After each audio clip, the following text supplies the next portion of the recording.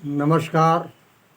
विद्यार्थी कीर्तन मंडल सुना था कि मेरे प्रिय विद्यार्थी मित्र छोटू प्रिंस मनीष उमेश और अन्य समस्त प्रिय विद्यार्थी मित्रों की ओर से आज़ाद अमर 108 यूट्यूब चैनल पर आप सभी विद्यार्थी मित्रों सब सहित अन्य समस्त भैया बहनों माताओं सभी प्रेमियों को हार्दिक स्वागत अभिनंदन वंदन करता हुआ मैं कवि अमर आज़ाद आज 31 जुलाई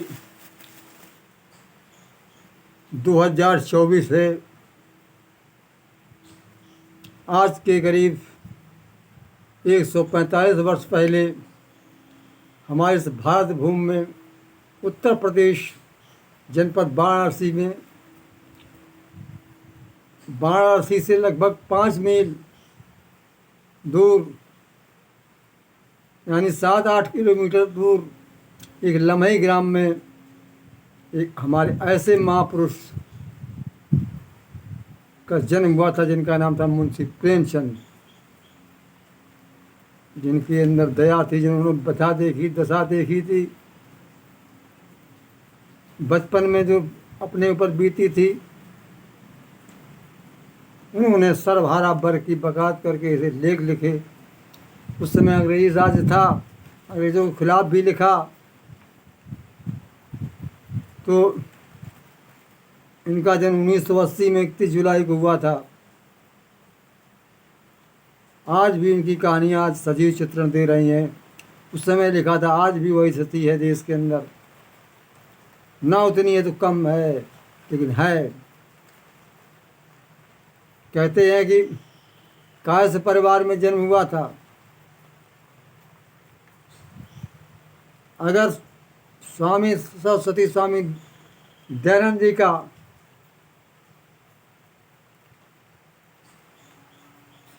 दयानंद जी महाराज जो आर्य समाज संस्थापक हैं, पंडित कुल में ऐसा होना अब दुर्लभ है।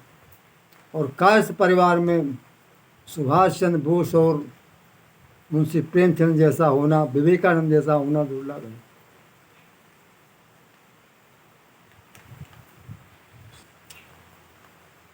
मुंशी प्रेमचंद उपन्यास सम्राट कहे जाते हैं और उन्होंने लगभग 300 कहानियाँ लिखी जो मानसरोवर में संकलित हैं। हमारे पास भी 13 कहानियों का संग्रह था, हमारे स्कूल में पढ़ते थे, लेकिन अब तो उसमें रखी है, किताब फट चुकी है। और भी उपन्यास भी मैंने इनके पढ़े।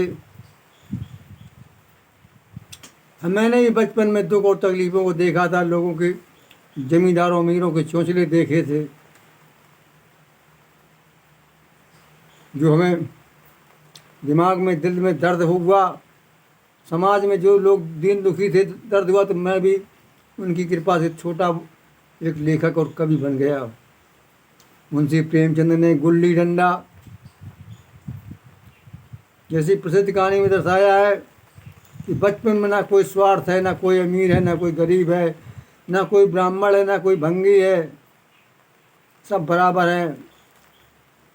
और पढ़ लिख जाने एक सहपाठी होता है जो पढ़ने लिखने के बाद एक ऑफिसर बन जाता है, डिप्टी बन जाता है, एक मजदूरी करता है, साधारण नौकरी करता है, वो भी उसको नहीं भूला। आकर के उसी गुल्ली डंडा के मैदान में गुल्ली भी डंडा खेलता है।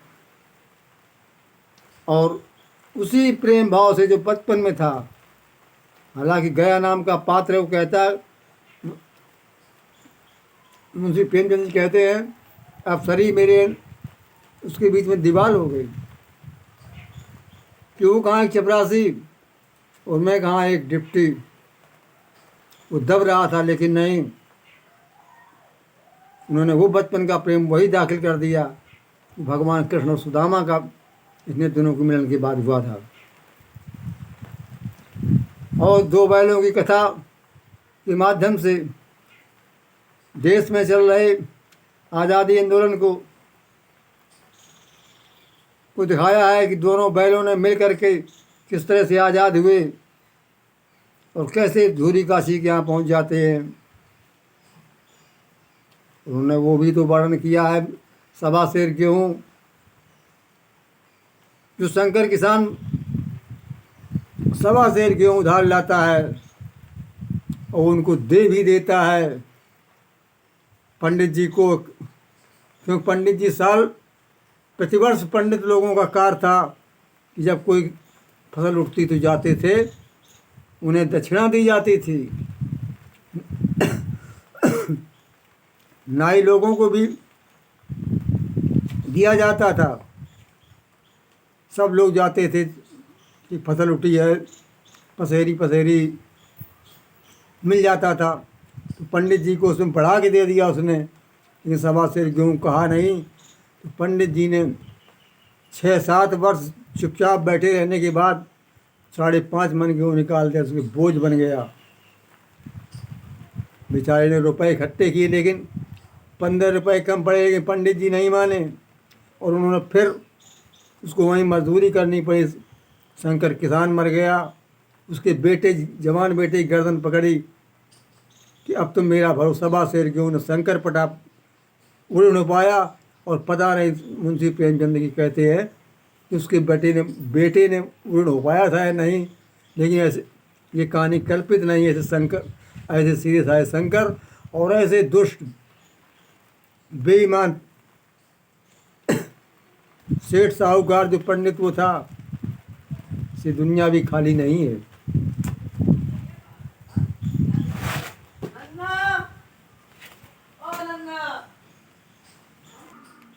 नशा नाम की कहानी,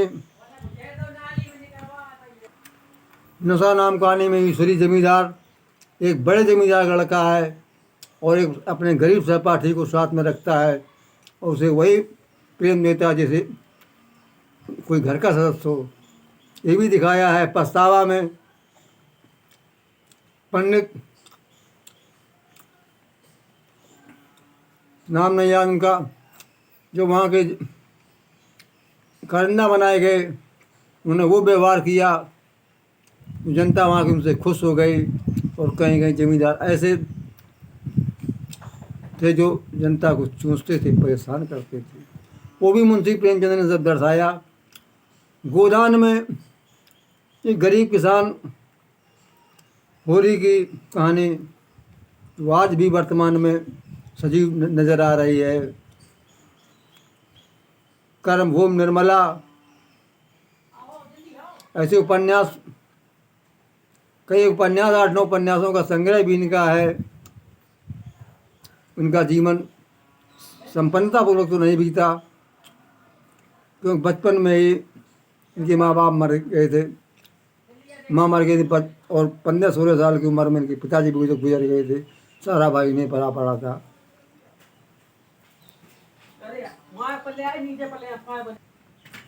गांधी जी के कहने पर सरकारी नौकरियां छोड़ी गई। उस समय भी मुंशी प्रेमचंद ने अपनी अध्यापकी छोड़ दी थी। उन्होंने अंग्रेजों के खिलाफ में सोजे वतन नामक पुस्तक लिखी, जो धनपत राय, इनका असली नाम धनपत राय था, धनपत राय के नाम से लिखते थे ये।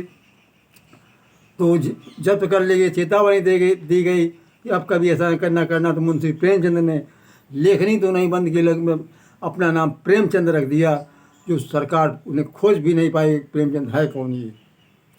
तो ऐसे महान एक क्रांतिकारी, समाज सुधारक, दया प्रेमी, जो सबका हितैषी, ऐसे महान पुरुष को उनके जन्म दिवस पर आज 31 जुलाई के उनके जन्म दिवस सशक्त नमन करता हुआ आप सब को नमस्कार है।